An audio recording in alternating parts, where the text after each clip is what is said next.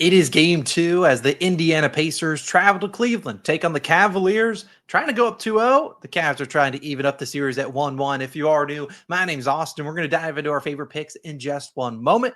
In this video, I have one player prop, one parlay. I'll talk about who I think wins, covers, side, and total and stuff like that. But as always, we begin first with a recap of yesterday. Instead of getting out your brooms, get out your mops because it was actually an 0-5 day.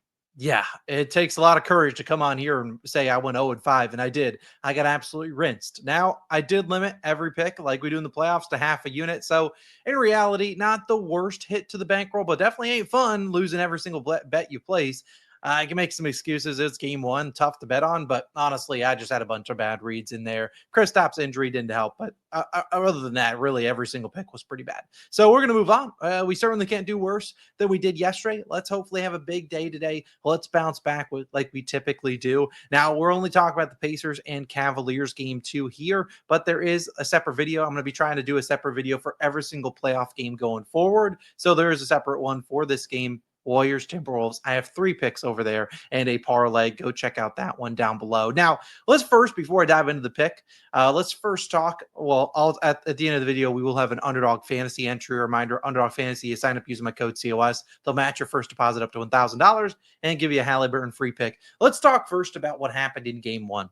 Obviously, the Pacers went on the road and won. They stole a game on the road, won by 9 points, 121-112. How'd they do it? Well, for starters, Darius Garland missed that game. He's a big miss. And we could talk about the injury report for this game. You have Darius Garland. I anticipate Garland returning. Evan Mobley and DeAndre Hunter are both questionable, though, too. So who knows what the heck the Cavaliers are trying out there. But in that game one, Pacers couldn't miss.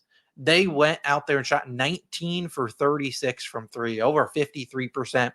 I mean, if you shoot 53% from three and make 19 of them, you're probably going to win more often than not. In that game, the Cavaliers, on the flip side, attacked the paint a ton. They had 70 paint points, but only shot 9 of 38 from three.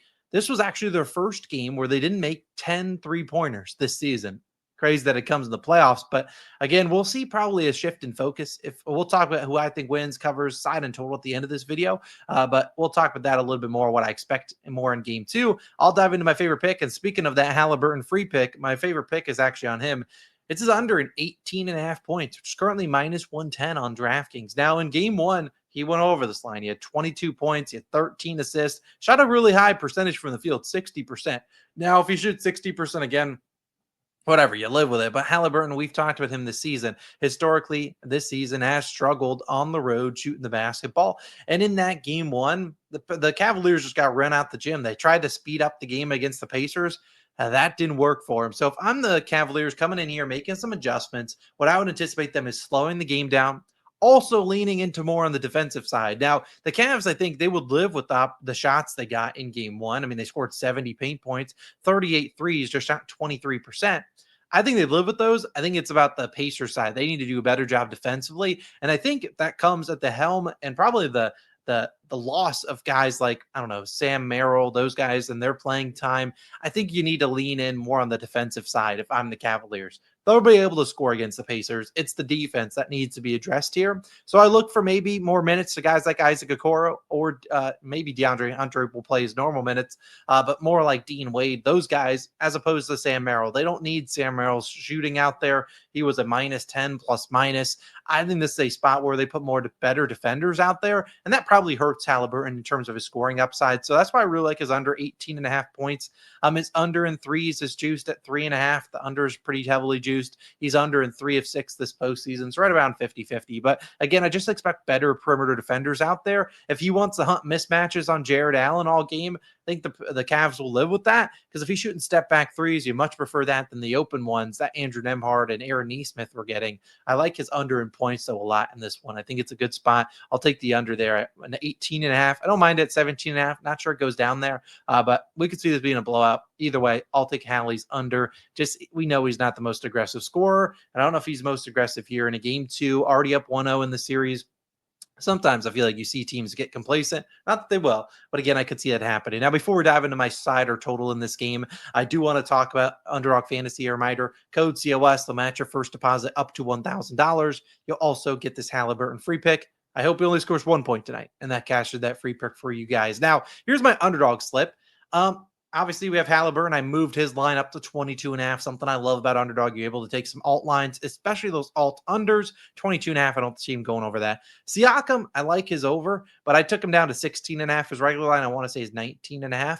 Benedict Mathurin, another guy, and Sam Merrill, two guys I just don't see and have great matchups here. Sam Merrill is under 2.5 threes, is like minus 250. So, and that's basically all he shoots is threes.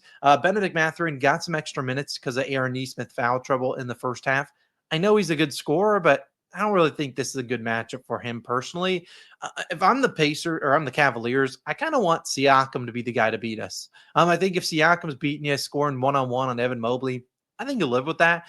He scored 10 in the first quarter, and then they kind of made some adjustments to slow him down. And what happened was wide open shots for everyone else. I think that changes here. If I'm them, I'm letting Siakams go one-on-one and beat us with his 2-pointers. Then I am giving up wide open shots to the other guys. So I like Siakam see an uptick in usage, tied the team high in field goal attempts in game 1 with 15.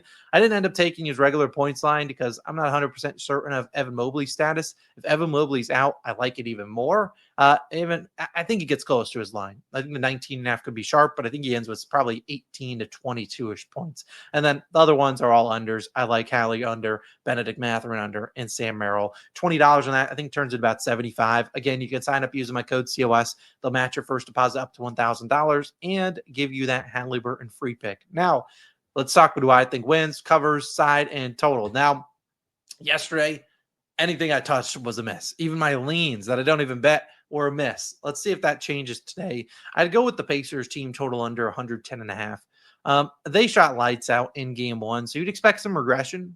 And honestly, they ended with 121 points. Proud of them. Like I said, I think the Cavaliers, if they're smart here, we slow this game down. We don't want to get into a shootout against the Pacers because they can score with the best of them. Slow this game down. Make the Pacers execute in the half court and put them in foul trouble on the other side where you can have Donovan Mitchell attacking and trusting your stars more than the Pacers stars. So I like the Pacers. They're going to run fast. 110.5 is not easy, though, to get to in a playoff game. I do like the full game under at 229, but I don't really want to get there in case the Cavaliers shooting regression happens and maybe they score 125, which wouldn't really shock me a ton. The Pacers aren't really a great defense. They did do better in game 1. I'll give them credit, but I see this as a good game to fade the Pacers at 110.5. I think if they're going to score that, they're going to have to make some tough shots.